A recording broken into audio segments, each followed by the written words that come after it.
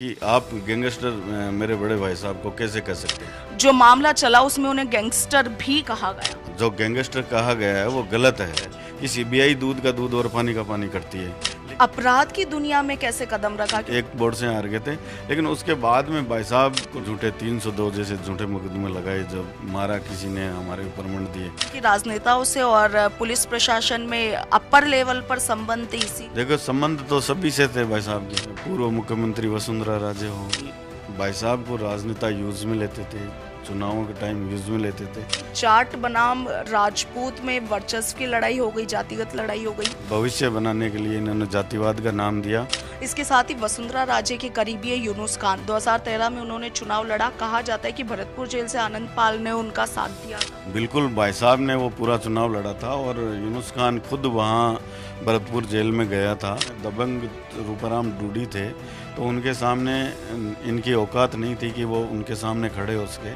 कहा जाता है कि आनंद पाल सिंह और हनुमान बेनीवाल एक भाईचारा आपस में शेयर किया करते थे। काफी अच्छी दोस्ती दोनों के बीच में थी। तो हनुमान बेनीवाल हमारे आनंद परिवार के प्रचारक हैं। आपके क्षेत्रीय विधायक की ओर से आपको धमकी दी गई, ऐसा भी आपने कहा है। मुकेश बाकर ने एक चाल चली थी।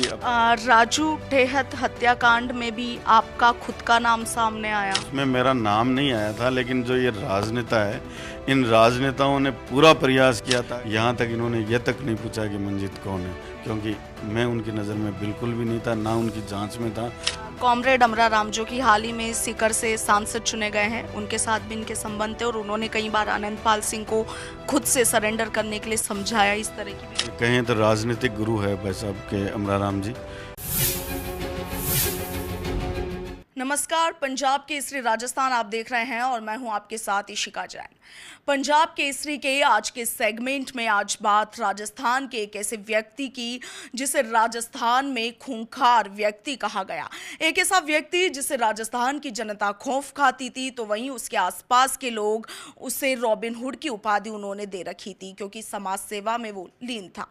एक ऐसा व्यक्ति जो कि क्रांतिकारी भगत सिंह आजाद की किताबें पढ़ा करता था। एक ऐसा व्यक्ति जो कि कानून में खासी दिलचस्पी रखता था और कानून की किताबें पढ़ा करता था। मगर धीरे धीरे वक्त का पासा कुछ ऐसा पलटा कि वो व्यक्ति अपराध की दुनिया में चला गया और अपराध की दुनिया ने उसे अपने जाल में कुछ ऐसा फंसाया कि आखिरकार 2017 में उनका कथित एनकाउंटर करना पड़ा। बात हो रही है राजस्थान के कुख्यात गैंगस्टर कहे जाने वाले आनंद पाल सिंह की, और कथित एनकाउंटर इसीलिए क्योंकि अब इस मामले में जो ट्विस्ट आया है, जो नया मोड़ आया है, उसे देख करके शायद आप भी एनकाउंटर से पहले कथित शब्द का प्रयोग जरूर करेंगे। दरअसल 2017 में जून के महीने में आनंद पाल सिंह का एनकाउंटर कर दिया गया था, मगर उसके बाद उन्हीं के परिवार वालों ने पुलिस में रिपोर्ट दर्ज कराई थी, ये कहकर कि ये फर्जी एनकाउंटर है, उनकी हत्या पुलिस वालों के द्वारा की गई है। एक ऐसा व्यक्ति जिसे पकड़ने के लिए राजस्थान के 2500 पुलिसकर्मियों को उनके पीछे लगाया गया था। आज उन्हीं पे पूरी बातचीत करेंगे। दरअसल आपको बता दें कि बीते दिन एसीजेएम सीबीआई कोर्ट ने इस मामले में शामिल 5 पुलिसकर्मियों को, यानी कि एनकाउंटर में शामिल 5 पुलिसकर्मियों पर धारा 302 के तहत मुकदमा चलाने के आदेश दिए हैं और उन्हें आनंद पाल की हत्या में दोषी बताते हुए इसमें आगे जांच के आदेश दिए। पूरा मामला क्या है? आनंद पाल सिंह के छोटे भाई मंजीत पाल सिंह हमारे साथ है। मंजीत जी, सबसे पहले पंजाब केसरी पर आपका स्वागत। बहुत बहुत धन्यवाद आपको जी। मंजीत जी, ऐसी जेएम सीबीआई कोर्ट का बड़ा आदेश जो है वो सामने आया है। एनकाउंटर में जो पुलिसकर्मी शामिल थे 5, उन पर ही जांच के आदेश दे दिए, क्या कहेंगे? जी, सबसे पहले तो मैं आपको, मेरा सवाल है आपसे कि जो भी आपने ये कहा कि सबसे बड़ा गैंगस्टर, तो मेरा आपसे ये है कि आप गैंगस्टर मेरे बड़े भाई साहब को कैसे कह सकते हैं, जबकि किसी भी मुकदमे में किसी भी कोर्ट ने उनको सज़ा नहीं दी।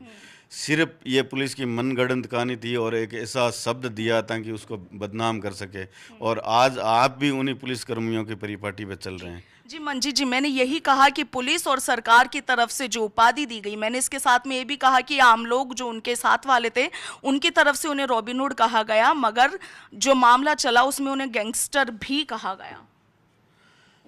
जो गैंगस्टर कहा गया है वो गलत है, और कृपया करें आप भी इस भाषा का उपयोग नहीं करें तो ज़्यादा बढ़िया। जी जी, तो अभी जो कोर्ट का आदेश सामने आया उस पर क्या कहेंगे? जी, ये 2017 में जब भाई साहब का हत्या हुई थी और जो पुलिस कर्मियों ने उसको इनकाउंटर का रूप दिया था जी। अपने आप को बचाने के लिए, ये एक बड़ा गिरोह है राजस्थान पुलिस में। ये 4-5 लोगों का गिरोह है जो ऐसे काम करता है। कहीं न कहीं ये जो बड़े अधिकारी है, अफ़सर है, इनकी गिरफ्त में है। क्योंकि ये कहीं न कहीं ऐसे जिस तरीके से मेरे सुनने में आया है कि ये लोग प्रभावशाली हैं या ऐसे कोई उनके पास बड़े अधिकारी होंगे, तो वो इनके खिलाफ़ कोई एक्शन नहीं ले पाते। जी। तो जब 2017 में भाई साहब की हत्या हुई थी तो सभी समाज के हमारे जितने भी गणमान्य लोग हैं, जी। गिरिराज सिंह जी लोटवाड़ा साहब जो आज से इस दुनिया में नहीं है, और लोकेंद्र सिंह जी कालवी साहब, अपने सुखदेव सिंह जी गोगा मेडी, जी। और सभी जिन्होंने संघर्ष किया, और उस जो साम्राज्य आंदोलन के तहत जो दो भाई थे हमारे, सुरेंद्र सिंह मालासर और भवानी सिंह, उन्होंने भी अपने प्राणों की आहुति उस आंदोलन में दी थी। तो ये सब सबको पता होते हुए भी कि ये एक सच्चाई है कि हत्या हुई है, और उस सच्चाई में लाखों लोग इकट्ठे हुए थे। अगर इसमें सच्चाई नहीं होती तो लाखों लोग किसी भी सूरत में नहीं इकट्ठे होते। हत्याएं, इनकाउंटर ऐसे बहुत सारे होते हैं, उनमें आपने देखा होगा कि कहीं भी ऐसे इतने लोग इकट्ठे होते हैं क्या? साम्राज्य गांव, एक छोटा सा गांव है, उसमें एक पैर रखने के लिए जगह नहीं थी। तो आप ये मान सकते हो कि भाई ये बिल्कुल फर्जीवाड़ा था इनका, तभी लोगों ने न्याय मांगा। और इसमें हमारे साथ सबसे बड़ी तो विडंबना ये रही कि हम हमारे देश में सबसे ज़्यादा जो जांच एजेंसी है सीबीआई, जी।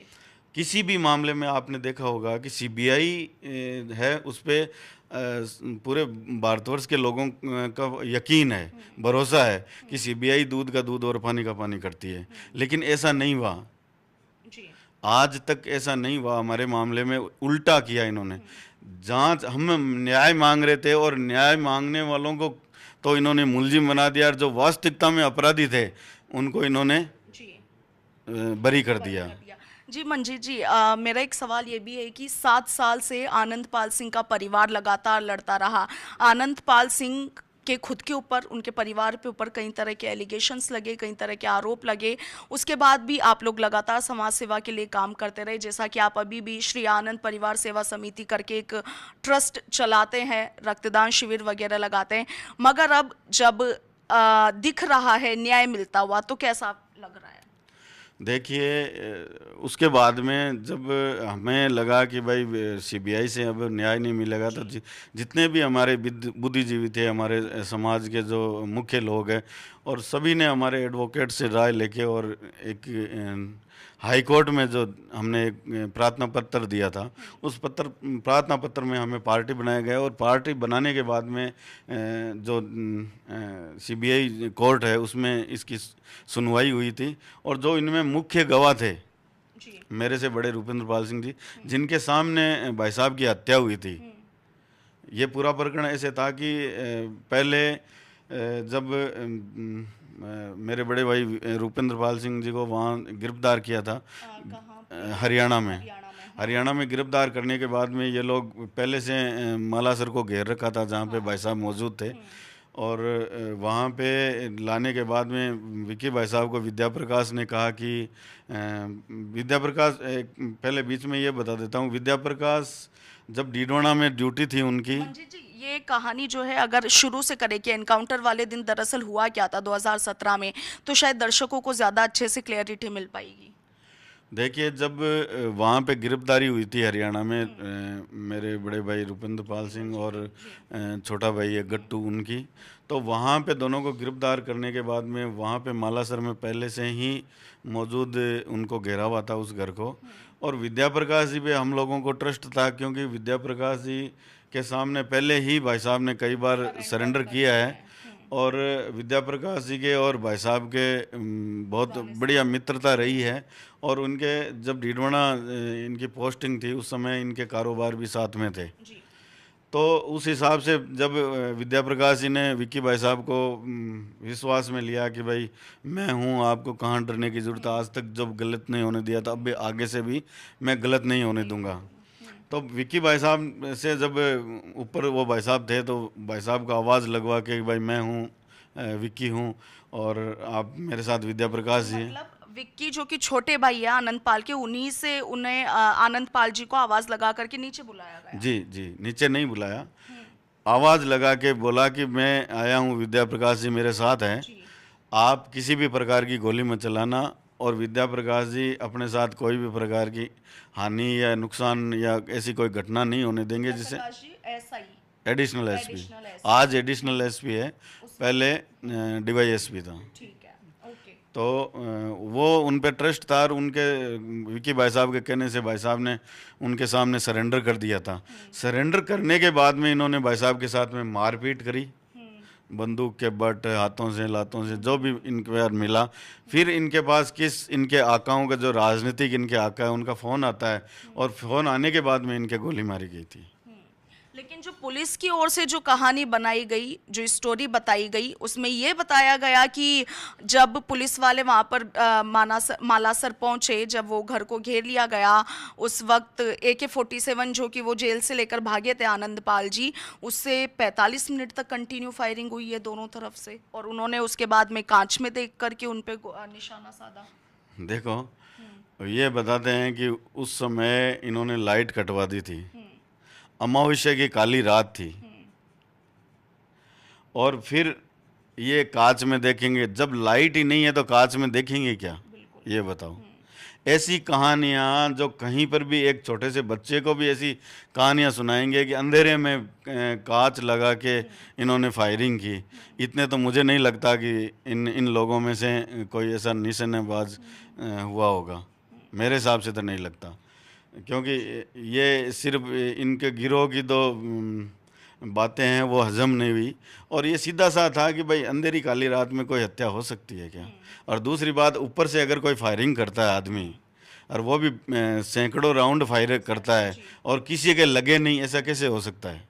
नीचे खड़े हुए चारों तरफ से घिरे हुए हैं, तो उनमें से एक आदमी के तो लगता है, एक पुलिसकर्मी के तो लगती, लेकिन ऐसा नहीं हुआ इसलिए नहीं कि ऐसी कोई घटना हुई नहीं थी, सिर्फ घटना यही हुई थी कि विक्की भाई साहब के कहने से सिलेंडर किया, फिर उन्होंने मारपीट की, और फिर उन्होंने एक फ़ोन आने के बाद में उन्होंने हत्या कर दी। लेकिन विद्या प्रकाश जी की आप बात कर रहे हैं, पुराने संबंध रहे हैं, अच्छे रिश्ते आप बता रहे हैं, मित्रता बता रहे हैं, तो वही एनकाउंटर में शामिल हुए, ऐसा क्यों हुआ? देखो, जब राजनीतिक आका किसी प्रलोभन में विद्या प्रकाश जी ने ऐसा काम किया है, विद्या प्रकाश और ये जितने भी पुलिस अधिकारी है, 5-7 पुलिस अधिकारी है, ये सब मोहरा मात्र है, इनके आका है। अब ये जो जांच आगे होगी, हम गवर्नमेंट से भी निवेदन करेंगे और कोर्ट में भी प्रार्थना पत्र लगाएंगे कि जो इनके आका है, उन आका तक पहुंचना है, ये तो मोहरा मात्र है। और ये लगता है कौन, अगर आप नाम लेना चाहें? नहीं, ये तो जांच का विषय है, और अगर जरूरत पड़ी तो बिल्कुल नाम लेंगे, बताएंगे, हम भी साबित करेंगे, हम भी इस कोशिश में लगे होंगे वो कौन आका है इनके। आनंद पाल जी को एक तरफ जहां प्रशासन की ओर से गैंगस्टर कहा गया, वहीं उनके समर्थक उन्हें रॉबिन हुड की उपाधि देते थे। आप क्या कहेंगे, उन्हें रॉबिन हुड कैसे कहा गया? देखिए, शुरू से जब 92 में जब रक्तदान के प्रति कोई जागरूक नहीं था, और हम लोग जब रक्तदान करके जाते थे, तो हमारे जो फादर मदर थे उल्टा हमें डांटते थे और भाई साहब को डांटते थे। तो उस समय न तो बैंकें हुआ करती थी, ना कोई ऐसा साधन था, लाइव डोनर हुआ करते थे। तो उस समय से 1992 से 90 से ये भाई साहब इन्होंने ऐसी मुहिम चालू की। दूसरी, जितने भी गरीब लोग हैं, आज आप कहीं भी जाके पूछ लो भाई साहब के बारे में कि भाई कैसा आदमी था, तो वो आपको ये बताएगा कि किसी गरीब को आज तक नहीं सताया या किसी के साथ कुछ नहीं किया। ऐसी सैकड़ों बहन बेटियां हैं जिनकी उन्होंने शादियां की। आज पूरे भारत में हमारे हजारों संख्या में बहनें हैं। भाई साहब कहीं पे गए, कहीं पे रहे, तो वहाँ से वो बहन का ही रिश्ता उनका होता था, ना कि किसी भाभी और काकी का रिश्ता होता था। अच्छा मंजीत जी, जो छवि आपने अभी आनंदपाल जी की बताई, जिस तरीके से कि समाज सेवा में इतना काम करते थे, महिलाओं को आगे बढ़ाने के लिए इतना काम करते थे, अपराध की दुनिया में कैसे कदम रखा? क्योंकि इस बात से तो शायद आप भी इनकार नहीं करेंगे कि जिस तरीके से इन पर इतने मुकदमे हुए, जेल से कई बार ये भागे भी हैं, कई बार खुद ने सरेंडर भी किया है, कई हत्याओं में भी इनका नाम जो है वो जुड़ा हुआ है। देखिए, जब भाई साहब ने 1999 में चुनाव लड़ा था पंचायत समिति का, उस समय पंचायत समिति कांग्रेस, बीजेपी और निर्दलीय को हरा के भाई साहब ने चुनाव जीता था। जी। और उसके बाद में भाजपा से समर्थित प्रधान का चुनाव लड़ा था। जो लोकल एमएलए थे हरजी राम जी, उनके पुत्र जो जगन्नाथ बुर्डक है, उन्होंने भी इनके सामने प्रधान पद के लिए फॉर्म भरा था। तो दोनों में चुनाव थे और भाई साहब उस समय एक वोट से चुनाव हार गए थे। उसका रीज़न यह था कि 2 वोट वो खुद खा गए थे, अपने हिस्से में ले लिया। अपने हिस्से में ले ली। तो उस कारण से वो एक वोट से हार गए थे।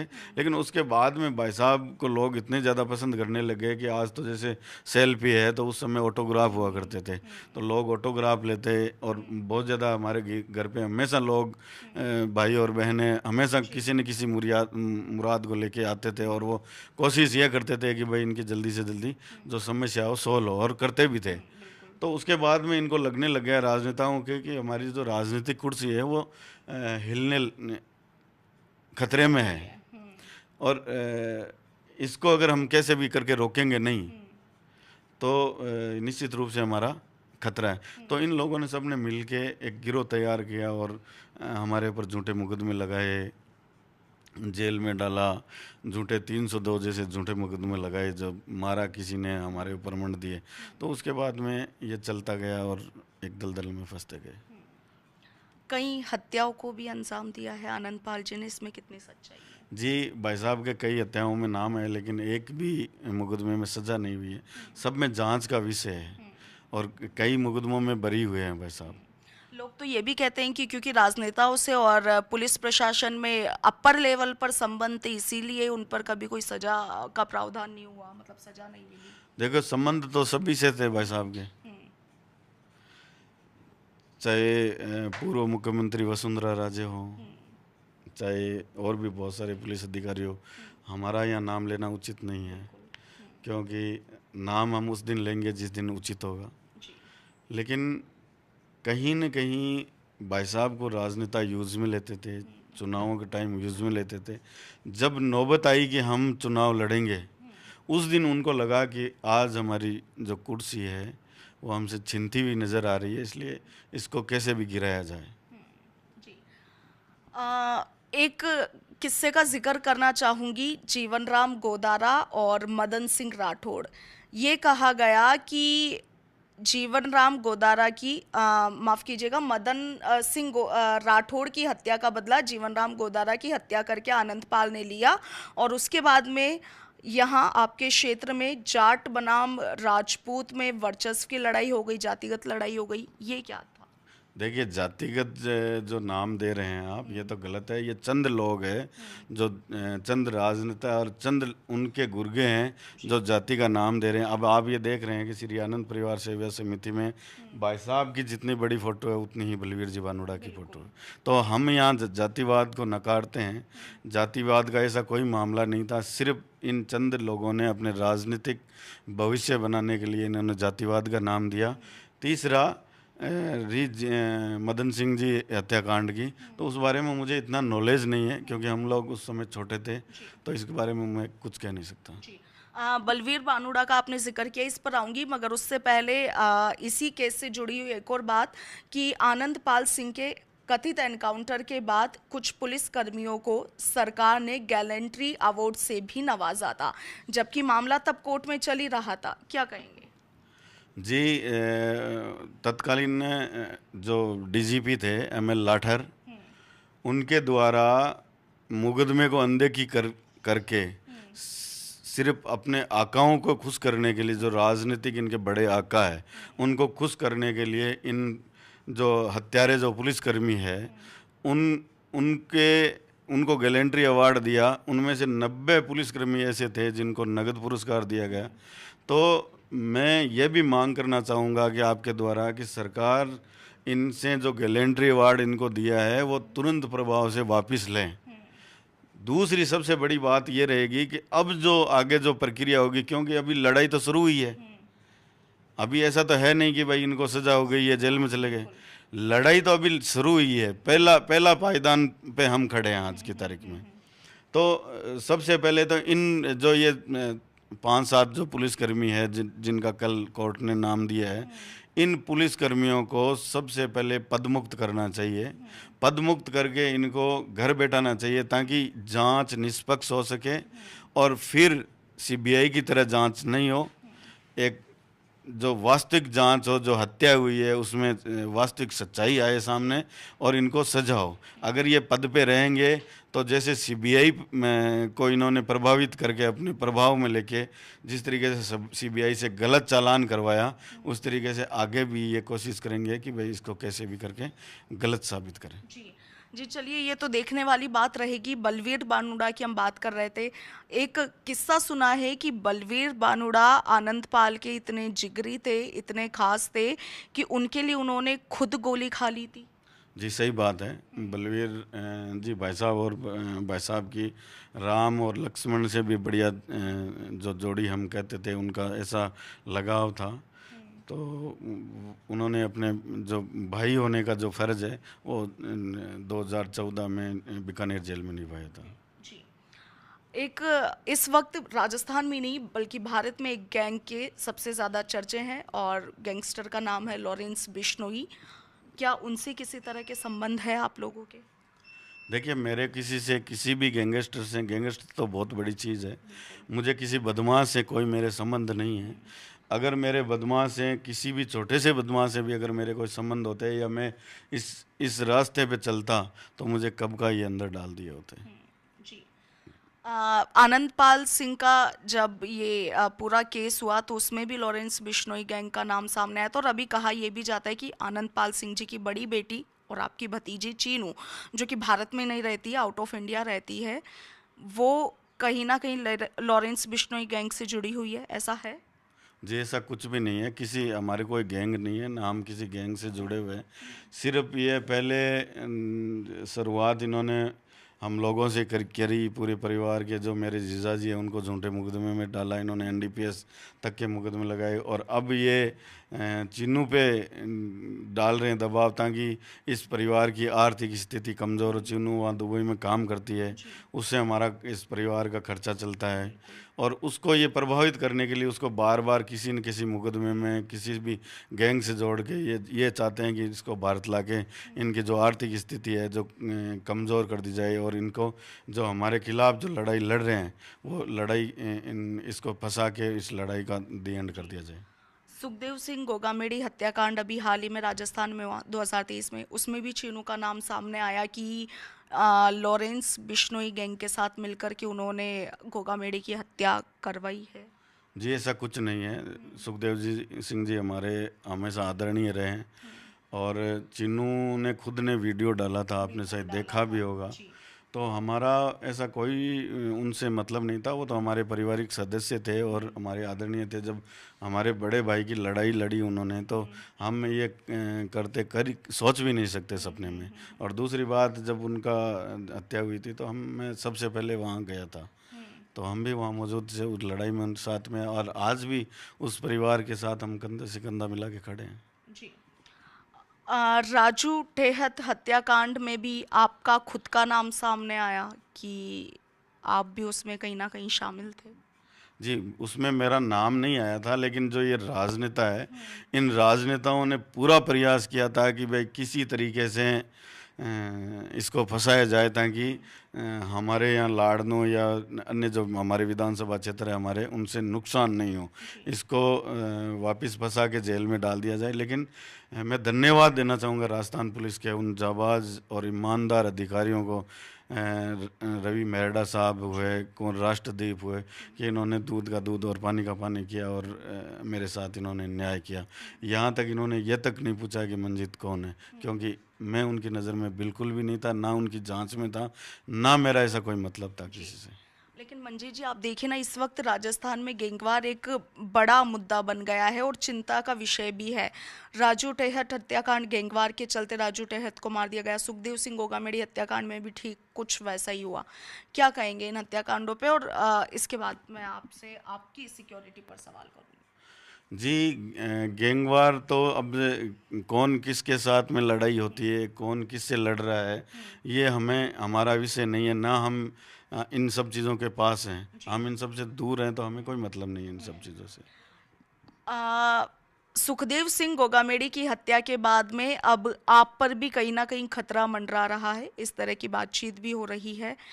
आपको अपनी सिक्योरिटी को लेकर है चिंता है क्या? कुछ कहेंगे? जी, मेरे परिवार और जैसे अब इस मुकदमे के अहम गवाह है रुपेंद्र पाल सिंह, उनको, मेरे को और मेरे परिवार को पूरा खतरा है, क्योंकि ये जो गिरोह है पुलिस का 5-7 लोगों का, ये कहीं न कहीं हर अपराधियों के किसी न किसी तरीके से टच में है।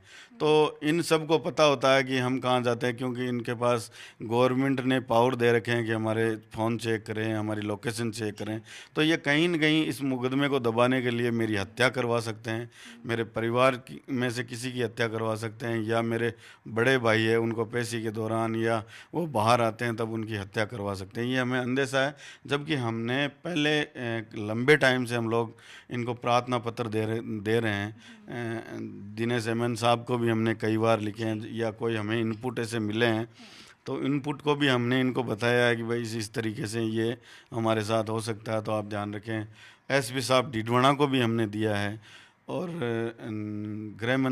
जो अपने मुख्यमंत्री है इनको भी हमने दिया है, और गृह मंत्री को भी दिया है, और डीजी साहब को भी दिया है। हमने लगभग सभी जगह प्रार्थना पत्र दिए हैं।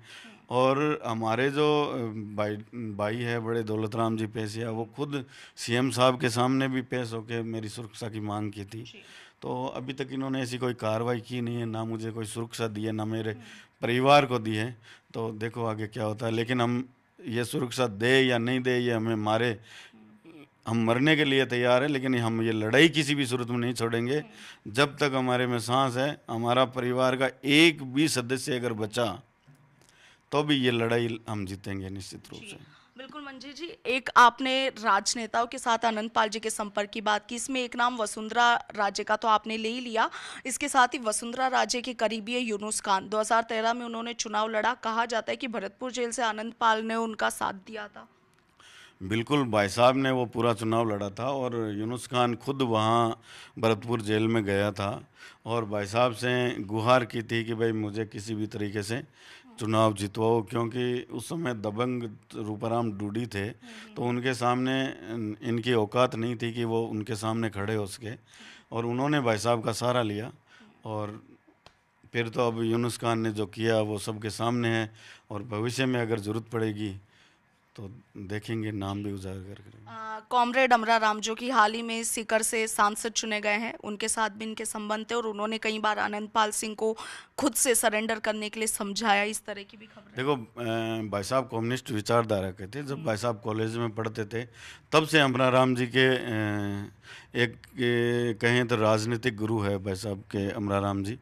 तो अमरा राम जी हमेशा ही भाई साहब के हितैषी रहे हैं, और साथी भी रहे हैं, तो वो हमेशा ही अच्छा ही चाहेंगे। जी, इसमें तीसरा नाम और सबसे बड़ा नाम अभी के राजनीति के दौर में अगर कह ले तो वो है हनुमान बेनीवाल का। कहा जाता है कि आनंदपाल सिंह और हनुमान बेनीवाल एक भाईचारा आपस में शेयर किया करते थे, काफ़ी अच्छी दोस्ती दोनों के बीच में थी। देखिए, दोस्ती का तो मुझे पता नहीं है, लेकिन हनुमान बेनीवाल और हमारे बीच में कोई दुश्मनी नहीं है। वो अपनी राजनीतिक रोटियां सेकते हैं, और हमें उससे कोई प्रॉब्लम नहीं है। उल्टा वो हमारा प्रचार करते हैं। कहीं न कहीं अभी विधानसभा चुनाव में भी आपने देखा होगा कि वो हर जगह मेरा ही नाम ले रहे थे, तो वो तो मेरा प्रमोशन ही कर रहे थे, इसलिए तो मेरे वो नुकसानदायक है नहीं, ना मेरे दुश्मन है, उल्टा मेरे समर्थक है। आपने पहले एक बार कहा था कि हनुमान बेनीवाल आनंदपाल का प्रचार किया करते थे। तो वही हो गया ना, तो जब आदमी कोई विरोध कर रहा है तो हमारा दुश्मन थोड़ी है वो तो हमारे प्रचारक हो गए। तो हनुमान बेनीवाल हमारे आनंद परिवार के प्रचारक हैं। मतलब आप ये कह रहे हैं कि वो जो बार बार नाम लेते हैं जिस तरीके से, तो उसमें आप लोगों को पॉपुलैरिटी मिल रही है। देखो पॉपुलैरिटी तो हमें हमारे परिवार ने जितने भी भाई साहब के प्रशंसक है जो पसंद करने वाले उन्होंने दी है हमें, वो हमें पसंद करते हैं। वो हमें क्या पॉपुलैरिटी देंगे, लेकिन वो कहीं ना कहीं लेते हैं तो हमारा प्रचार तो निश्चित करते ही हैं। मनजीत पाल सिंह राजनीति में आना चाह रहे हैं? जी, मैं राजनीति में आना चाह रहा हूँ ये नहीं है। हमारा परिवार पहले से ही राजनीति करता आ रहा है और हम पहले से ही राजनीति में हैं, तो ये मेरे लिए नया शब्द नहीं है। जी जी। आपके क्षेत्रीय विधायक की ओर से आपको धमकी दी गई, ऐसा भी आपने कहा है, उस पर क्या कहेंगे? जी, मुझे धमकी नहीं दी गई थी।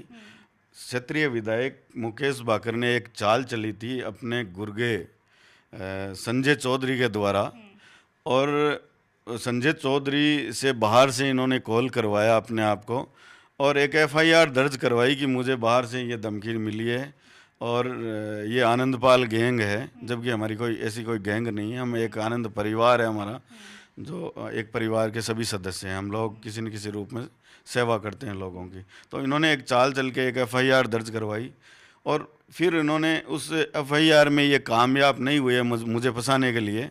तो फिर उन्होंने क्या किया कि वो संजय चौधरी अपने जो रतनगढ़ विधायक थे अविनेश मेसरी जी, उनको धमकी दी कि 2 करोड़ रुपए दे देना, फलाना कर देना, ये कर देंगे, वो कर देंगे। तो उन्होंने भी इनके खिलाफ एफआईआर दर्ज करवाई थी। उसमें मेरे नंबर इन्होंने, संजय चौधरी ने मेरे नंबर बताए थे, क्योंकि मेरे नंबर तो सार्वजनिक है, और मेरा नाम से बोला था कि ये हमारा आदमी है मनजीत पाल और इसको 2 करोड़ रुपए दे देना था। ये इन्होंने चाल चलने के बाद में पुलिस ने न्याय किया, जसवंतगढ़ पुलिस ने न्याय किया और उन लोगों को इस प्रकरण में जेल में भेजा। और जमानत होने के बाद में संजय चौधरी जो लोकल विधायक मुकेश बाकर की गैंग के सदस्य हैं, वो निर्मल चौधरी की जो बहन की शादी थी पुष्कर में, उसमें ये सभी लोग शामिल हैं। ये मैं नहीं कह रहा, उनके फोटोज़ और वीडियो कह रहे हैं। तो ये कहीं न कहीं मुकेश बाकर जो अपनी गैंग है उसके द्वारा मुझे किसी न किसी तरीके से बदनाम करना चाहता है या फंसाना चाहता है। तो ये इनकी चालें हैं, चालें चलने दो, कोई फ़र्क नहीं पड़ता। हम हमारी जगह सही है तो हमेशा सही रहेंगे। मनजीत पाल सिंह आगामी समय में चुनाव लड़ने की मंशा रखता है? जी बिल्कुल, अगर सभी आनंदवादी और जो आनंद परिवार है हमारा वो चाहेगा और क्षेत्र की जनता चाहेगी तो हम बिल्कुल चुनाव लड़ेंगे और जीतेंगे। जी। तो ये थे हमारे साथ आनंद पाल सिंह के छोटे भाई मनजीत पाल सिंह, जो कि अब अपराध की उस दुनिया से अलग हट करके राजनीति में अपने कदम रख रहे हैं। इसके साथ इनका कहना है कि एक आनंद परिवार के नाम से एक ट्रस्ट चलाते हैं ये और इनका परिवार, जो कि लोगों की सेवा भाव में विश्वास अब रखते हैं। और इसके साथ ही आनंद पाल सिंह के एनकाउंटर को लेकर जो कुछ कोर्ट का आदेश अभी सामने आया है, जिसमें पुलिसकर्मियों पर ही जांच के आदेश कोर्ट ने दे दिए हैं, इस पर भी मनजीत पाल सिंह को आपने सुना। आनंद पाल सिंह का एनकाउंटर राजस्थान में एक बहुचर्चित केसेस में माना जाता है। सबकी अपनी अपनी राय है, कोई उन्हें अपराध की नजर से देखता है तो वहीं राजपूत समाज आनंद पाल सिंह को अपने मसीहा के तौर पर देखता है। आपका क्या कुछ कहना है? मनजीत पाल सिंह की तमाम बातें सुनने के बाद हमें कमेंट सेक्शन में जरूर लिखेगा। फिलहाल के लिए इतना ही। मैं आपके साथ इशिका जैन, वीडियो जर्नलिस्ट दीपक कुमार शर्मा के साथ, पंजाब केसरी, राजस्थान।